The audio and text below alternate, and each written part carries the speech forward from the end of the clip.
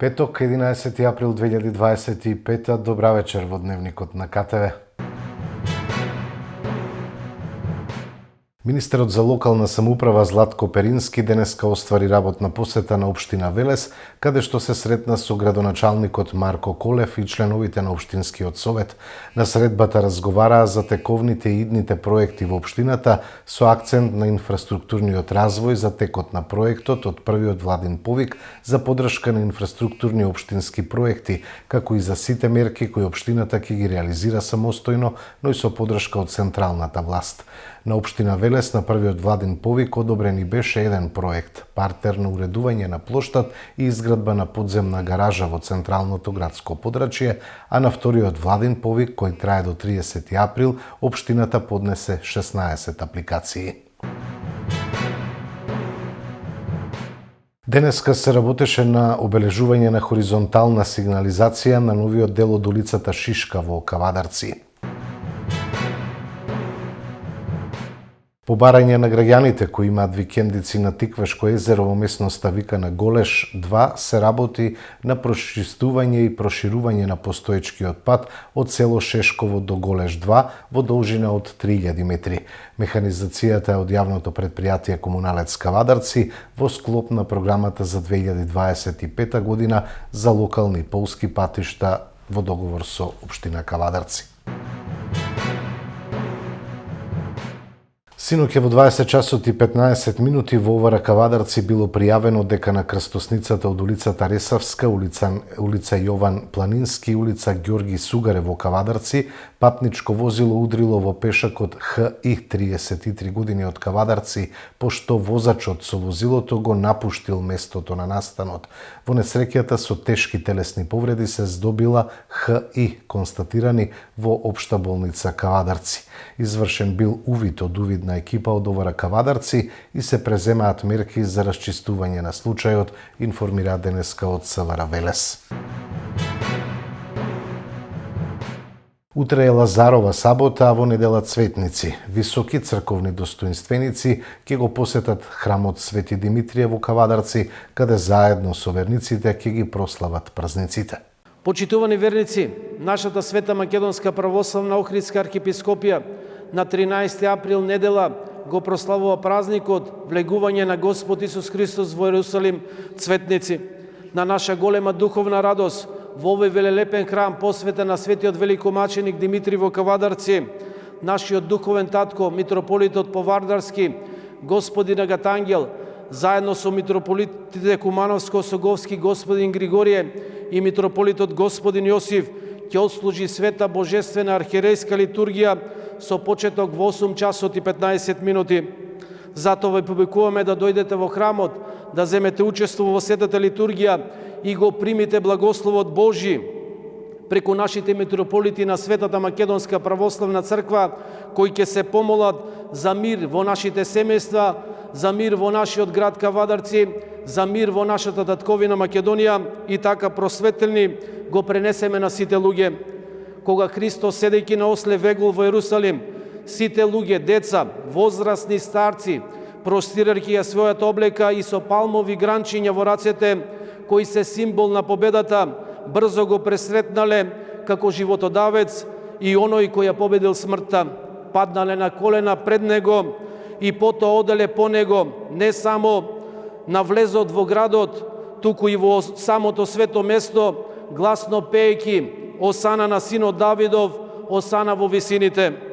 Пофалната песна Осана се вознесува бидејќи во превод значи слава. Додавајќи во висините, покажале дека тој се прославува со песна не само на земјата и не само од луѓето, туку и од ангелите на небото. Значи, како деца посетени од Светиот Дух, тие на Господ му принеле совршена и потполна химна, сведочејќи дека тој, како Бог, го оживеа 4-дневниот мртовец Лазар. Како што во Исус Христос нема ни машки, ни женски пол, ни елен, ни јудеец, туку сите се едно, така во него нема ни кнез, ни починет, туку сите ние преку верата во него и неговата благодат сме едно. Наоѓајќи се во неговото тело во црквата, ние имаме една глава Христос, благодата на Светиот Дух соединува само во еден дух, сите сме примиле едно крштение и сите имаме една надеж и еден на нашиот Бог над сите и преку сите и во сите нас. Значи да се љубиме еден со друг, да се трудиме еден за друг, бидејќи сме соединети едни со други. Знакот според кој не познаваат дека сме негови ученици е љубовта, и тоа е татковското наследство кое тој ни го остави заминувајќи од овој свет. И последниот совет што ни го даде при заминувањето кај својот Отец ја утврди нашата меѓусебна љубов. Амин. Одморот во странство, алкохолот и цигарите ќе се сметаат за луксус и нема да бидат дел од новата владина потрошувачка кошница.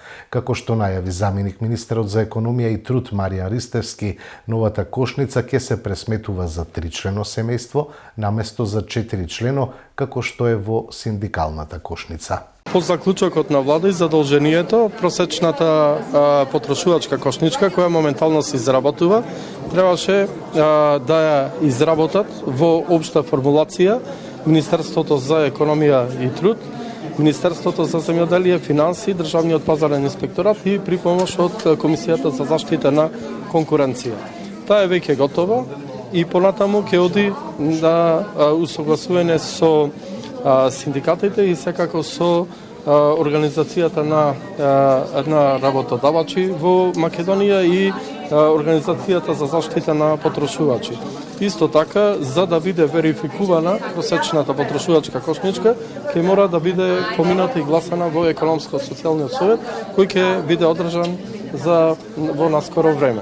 Од она што можам да кажам, просечната потрошувачка кошничка ќе биде навистина еден комплетен, квалитетен одраз на потребите на едно просечно македонско семејство, а тоа е 3-члено семејство спрема податоците на Државниот завод за статистика. Издадени се вкупно 28 решенија за привремена забрана за вршење на дејност за оние кои вршеле дејност без лиценца или без исполнување на минимално техничките услови и 12 решенија за отстранување на неправилности за прекршоци утврдени согласно Законот за угостителска дејност, информираше денес на пресконференција владината портпаролка Марија Митева. Државниот пазарен инспекторат во периодот од 17.3. до 10.4.2025 година изврши вкупно 297 надзори во однос на исполнувањето на минимално техничките услови и други одредби предвидено согласно Законот за угостителска дејност. Надзори се вршени кај угостителските објекти со пријавена дејност. Тука дозволете ми да ги набројам сите објекти кои што се под оваа дејност. Диско клуб на отворен простор, ноќен клуб, кабаре, кафе-бар, гостилница, ресторан за свадби, бистро, хотел и останати субјекти. Издадени се вкупно 360 прекршочни платни налози во вкупна вредност од 3.436.000 денари. Издадени се вкупно 28 решенија за привремена забрана за вршење на дејност, кои вршеле дејност без лиценца или пак без исполнување на минимално технички услови, и 12 решенија за отстранување на неправилности за прекршоци утврдени согласно Законот за угостителска дејност. Од вкупно 23 правни субјекти со активна лиценца, кај 17 субјекти констатирани се неправилности во делот на исполнувањето на минимално техничките услови. Последниот извештај кој што го дадовме пред јавноста беа 15, денеска веќе се 17. И за истите е доставена информација до Министерството за економија и труд. Во меѓувреме, кај 7 од овие објекти се отстранети овие неправилности и на барање на правните субјекти е извршена дополнителна контрола и направени контролни записници, каде надлежните органи утврдиле дека правните субјекти согласно законски предвидениот рок од 30 дена ги отстраниле овие недостатоци. И таквите информации се доставени до Министерството за економија и труд. Останатите правни субјекти кои немаат активна лиценца или пак се со поднесено барање до Министерството за економија и труд и не вршат дејност во моментов, се под постојан мониторинг и за истите ќе се превземат соодветни мерки согласно закон. Почитувани, сакам да ја информирам јавноста дека контролата се уште е во тек. Како влада, очекуваме целосен и детален извештај од сите 9 оделенија на Државниот пазарен инспекторат, кои што се надлежни на територија на Македонија, за овие 297 контроли на правните субјекти да бидат доставен во текот на следната недела. Со ова сакаме да ги увериме нашите граѓани дека ова не е еднократен одговор, ниту краткорочен ангажман. Зајакнувањето на институционалната одговорност и враќањето на довербата на јавност остануваат наши долгорочни приоритети и ќе продолжиме да им пристапуваме на таквите прашања со зголемен фокус, доследност и одговорност. Го разбираме интересот на јавноста за ова прашање и ве уверуваме дека ќе ги споделиме сите достапни и проверени информации кои што ги имаме на располагање. Пациентите на клиниката за онкологија повторно се соочуваат со недостаток на клучни лекови, од кои директно зависи нивниот живот, реагираа денеска од опозиционата СДСМ. Втор пат за 3 месеци нема биолошка терапија на онколошките пациенти, кој за нив живот значи. Иако директорот на Фондот за здравство, Клековски, ветуваше дека никогаш повеќе нема да недостига терапија. Пациентите, чии животи зависат од секоја доза, од секој ден, повторно се жртви на неспособноста и рамнодушноста на власта. Веќе 1 месец ја нема биолошката терапија за рак на дојка, меланом и карцином на бели дробови. Ова е втор пат за 3 месеци да снема живото зачувувачка терапија. Нема ниту терапија, ниту одговорност, ниту решение. Само изговори, административни процедури, тендерски планови, ќе биде. Никој ништо не спомнува за одговорност, ниту пак за системско решение. Зошто тендерот не е распишан на време, ако уште од февруари се знаело дека ќе недостига терапија? Пациентите на онкологија немаат време. Тие бараат решение, а не изговори. За хаосот на онкологија мора да има одговорност, човечки животи се во прашање. Почитувани, здравството е на колена. Пациентите страдаат секој ден. Владата на ДПМН го претвори здравството во болен, нефункционален систем, каде што пациентите страдаат, а институциите молчат. Бараме оставка од директорите на клиниката за онкологија и директорот на Фондот за здравствено осигурување Сашо Клековски.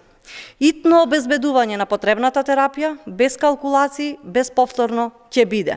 Граѓаните заслужуваат здравствен систем кој спасува животи, а не влада која со својата неспособност ги загрозува. Венко Филипче беше фатен во крвави тендери, набавка вредна 35 милиони евра. Обвинување на денешната пресконференција од ВМРО ДПМН. Венко Филипче беше фатен во крвави тендери, набавка вредна 35 милиони евра. Тој нема кредибилитет да си поднесе оставка. Венко Филипче со сила го туркаше проектот за набавка на тестови и реагенси за крвни анализи вреден 35 милиони евра.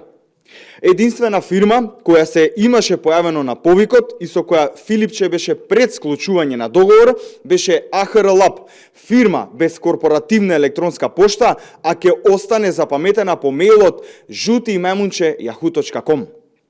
Венко Филипче чекаше да помине револтот на јавноста за да продолжи да го турка тендерот, но силната реакција на медиумите, ВМРО ДПМН и јавноста тоа не го дозволија. Венко Филипче нема кредибилитет. Тој е председател на СДС само за да може некогаш повторно да дојде во позиција за да ги повтори тендерите како тој со аферата крвави тендери. Токму затоа Венко Филипче нема кредибилитет. Венко Филипче треба да си даде оставка. Сценско-литературен перформанс во библиотека Феткин Кавадарци. Гимназијалците порачаа слушнија мојата приказна со помош на ликовите од светските и македонските класици. Станува збор за, според мене, досега невиден перформанс, литературен перформанс. Најголем дел од класиците од светско ниво, па и дел од нашите, денес ќе бидат презентирани пред нашата публика и ќе се направи споредба со денешно или со модерно време. Она што е најака или најсилна порака од секое дело ќе го емитуваме и ќе направиме споредба дали е исто или различно во денешно време. Односно, дали нешто се сменило или се уште е истото. Во улога на актери, без разлика за кое време станало збор, се учениците од гимназијата Добри Даскалов. Кој е професорот? Професорот се како благодарение на професорката Васка Петкова се во ова се случува, значи целата адаптација на овој перформанс е токму нејзин. И сега, вакви слични проекти имало некаде низ држава кога библиотекарската фела е во прашање или? Мислам не, истражував по интернет, не прв пат се случува кај нас баш оваков проект никаде нема. Споредба на класиците со денешно време, така да мислам дека сме први. Сега ги спомна класиците, кој го направи одбирот, професорката или? Секако професорката.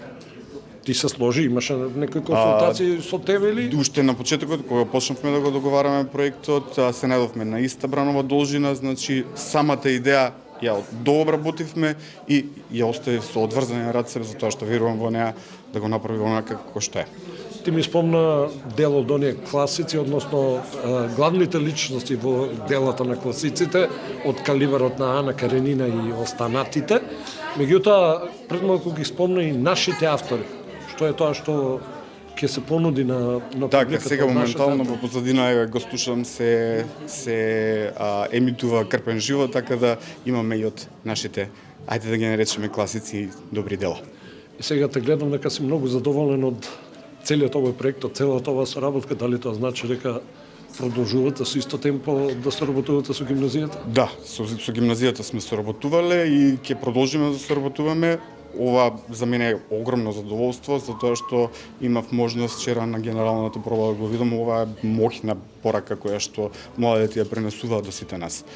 За крај, можат ли ваквите перформанси, ваквите проекти уште повеќе да зголемат читаност, односно уште повеќе да ги вратат оние помлади генерации во библиотеките, односно да ја земат книгата во раце? Се надевам, тоа ни е нашата цел. И јас секогаш кажувам, овие гимназијалски денови со оние критични возрасти, каде што овие луѓе кои ќе станат академски граѓани или граѓани во општеството, баш се тие кои што ги носат промените. Морам уште едно прашање. Зависи сега овие гимназијалци кога ќе земат Ана Каренина во раце, едно 500-700 страни и повеќе, така, зависи нели од форматот, ќе фрлат веднаш, ќе се обидат да најдат нешто по интернет или да изгледаат некој филм. Твоја препорака на таа тема? На таа тема секогаш книгата, доколку се прочита цела, се прима или се восприма точната порака која што сака да ни ја каже авторот. Да не го судиме делото според корицата. Така, баш така.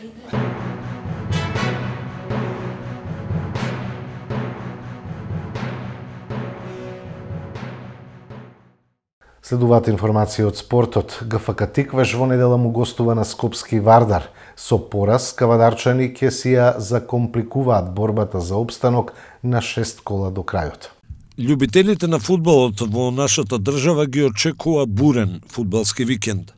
Второлигашите утре сабота од 16 часот ќе ги одиграат средбите од 24-тото коло во кое се среќаваат Детонит Плачковица Борец, Кожух Македонија Ѓорчо Петров, Скопје Арсими, Осогово Беласица, Вардарски Охрид, Саса Башкими, Новаци Победа и Вардар Неготино Брегалница Штип. Прволигашите во недела ќе го одиграат 27-то коло. Гостивар, излезот од кризата, ќе го бара против незгодниот Шкупи. Во дербито на колото, шампионот Струга ќе му гостува на Работнички. Пелистер во Битола ќе ја пречека Струмичка Брера. Екипата на Силекс не би требало да има проблеми на домашен терен со екипата на Беса, исто како и Шкендија која ја пречекува непредвидливата Воска. Тимот на ГФК Тиквеш во недела од 16 часот го чека едно од клучните гостувања и тоа кај Скопски Вардар. Доколку кавадарчани загубат, а и останатите фаворити си ја оправдаат улогата, тогаш борбата за опстанок ќе се сведе на само 4 екипи, и тоа Брера, Беса, Воска и Тиквеш. Во недела ќе се одигри 20-тото коло од третата македонска фудбалска лига група Југ, а паровите се Башкими Влазними, Младост Големо Конјари, Бучин Питогули, Ултрас Дреново и Росоман Слога Лажани. Слободни во ова коло се екипите на Венец и Превалец. Во првата футсал лига, на програмата се средбите од 17-тото коло во кое се среќаваат Клими Јувентус Серава, Бутел Црна Река, Проект Форца, Железарец Кегимоби и Шкупи Осогово.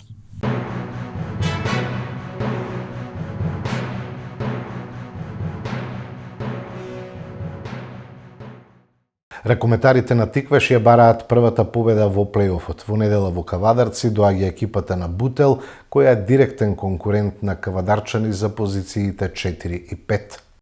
Продолжуваат борбите за главните позиции во ракометниот плейоф и плейаут.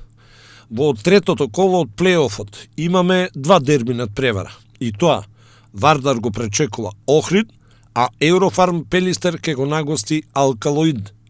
Доколку слават домакините, ќе се одлепат на табелата и ќе ја продолжат соло трката за шампионската титула. Тиквеш на домашен терен ќе ја бара првата победа во плейофот против директниот конкурент за позицијата 5, екипата на Бутел. Кавадарчани со победа ќе ги задржат и шансите и за позицијата број 4. Средбата Тиквеш Бутел се игра во недела во салата Јасмин со почеток од 18 часот. Во третото коло од плейаутот Куманово ќе го пречека Прилеп, а Радовише домакин на Струга, а Пролет ќе го нагости Борец Фрујтлен. Во плейаутот Прилеп и Пролет се најсериозни претенденти за опстанок, но во никој случај не смеат да се отпишат и останатите екипи.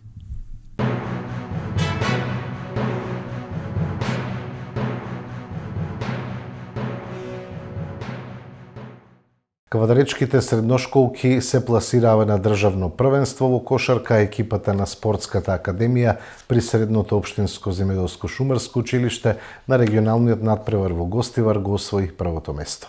Женската кошаркарска екипа на Спортската академија која работи и екзистира во рамките на Средното општинско земјоделско шумарско училиште Ѓорче Петров го освои првото место на зонскиот регионален турнир кој се одигра во Гостивар и со тоа се пласира на завршниот државен надпревар.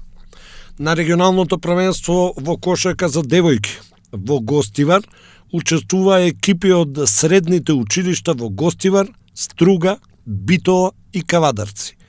Во првиот надпревар нашите девојки играа со Струга и остварија победа од 37-26, а потоа во финалето се сретнаа со домакинот Гостивар и повторно забележаа и тоа убедлива победа од 33-11, со што обезбедија пласман на државното првенство во кошарка за девојки од средните училишта. Ментори на оваа екипа се професорите Дарко Цеков и Маријан Ѓуров, а тренери Никола Златев и Љупчо Малинков.